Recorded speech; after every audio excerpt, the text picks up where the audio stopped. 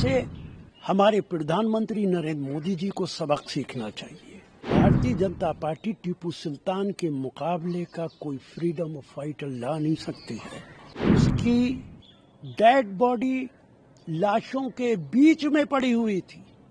टीपू सुल्तान निश्चित तौर से he was a great freedom fighter. देखिए, प्रेसिडेंट ट्रंप जिन्होंने ममदानी की बहुत मुखालफत की थी, इसके बावजूद ममदानी के साथ उन्होंने मीटिंग की, डिफेंड किया।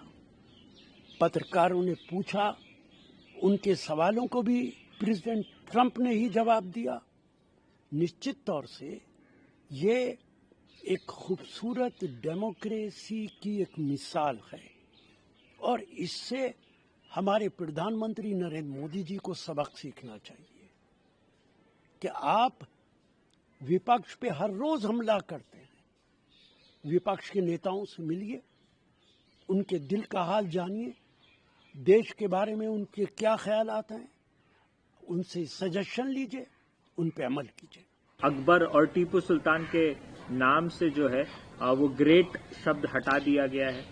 भारतीय जनता पार्टी टीपू सुल्तान के मुकाबले का कोई फ्रीडम फाइटर ला नहीं सकती है। अंग्रेजों से लड़ता हुआ वो आदमी शहीद हुआ है। उसकी डेड बॉडी लाशों के बीच में पड़ी हुई थी। टीपू सुल्तान निश्चित तौर से he was a great freedom fighter.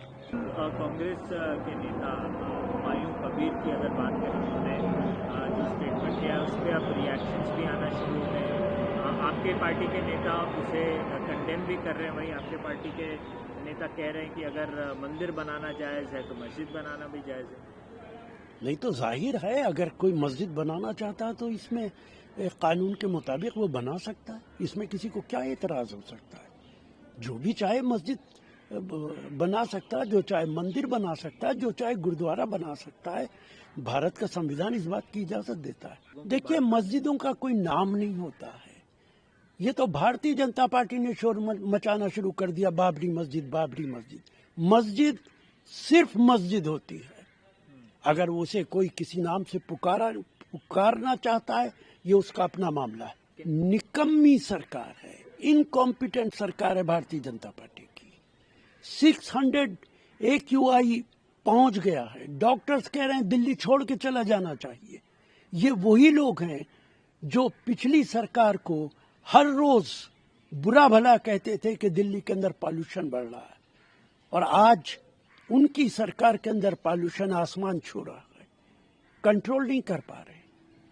इसके लिए बीजेपी की सरकार जिम्मेदार है और ये एक नाकाम सरकार है। अगर दिल्ली के अंदर आज चुनाव हो जाए असेंबली का, तो भारतीय जनता पार्टी के नेताओं के जमानतें जब्त हो जाएंगी। एग्जिस्ट नहीं कर सकती। उन्होंने अल्लामा इकबाल की कविता को कोट भी किया कि कुछ बात है कि हस्ती मिटती नहीं हमारी। देखिए, अल्लामा इकबाल का सारे जहां से अच्छा हिंदुस्तान हमारा, मैं तो कहता हूं कि उसे न सिर्फ ये कि राष्ट्रीय गान का दर्जा देना चाहिए, बल्कि पार्लियामेंट और असेंबलीज के अंदर उसको पढ़ना चाहिए। अल्लामा इकबाल का एक शानदार कौमी तराना है, सारे जहां से अच्छा हिंदुस्तान हमारा, हम बुलबुले हैं इसके, ये हिंदुस्तान हमारा। हिंदुओं का सवाल ही नहीं है। अल्लामा इकबाल सारे हिंदुस्तान के लोगों की बात कर रहे हैं, वो हिंदू और मुसलमान की बात नहीं कर रहे। बीजेपी के लोग डरते हैं कि जिस वाइस प्रेसिडेंट को प्रधानमंत्री और बीजेपी ने बाहर का रास्ता दिखाया, अगर उनका स्वागत करेंगे तो कहीं उन्हें भी पार्टी से ना निकाल दिया जाए। जो बॉर्डर डिस्ट्रिक्ट्स हैं 2002 से लेकर के 2025, उसमें कहीं ना कहीं बहुत कमी आई है। वेस्ट बंगाल में 66% उसके वोटर्स रजिस्टर्ड किए गए थे इन सालों में, लेकिन अब जो है वो SIR के बाद कहीं ना कुछ हद तक कमी भी आई है। और ECI ने ये दावा किया है कि बहुत सारे ऐसे इलाके हैं जहां पर वोटर बढ़े हैं 2002 से लेकर के 2025 तक। देखिए, SIR की जब कंप्लीट लिस्ट आएगी उसी के बाद कोई टिप्पणी की जा सकती है, लेकिन SIR के अंदर गरीब आदमियों का, अनपढ़ लोगों का वोट बनना मुश्किल काम होगा। कहाँ से लाएंगे वो डॉक्यूमेंट?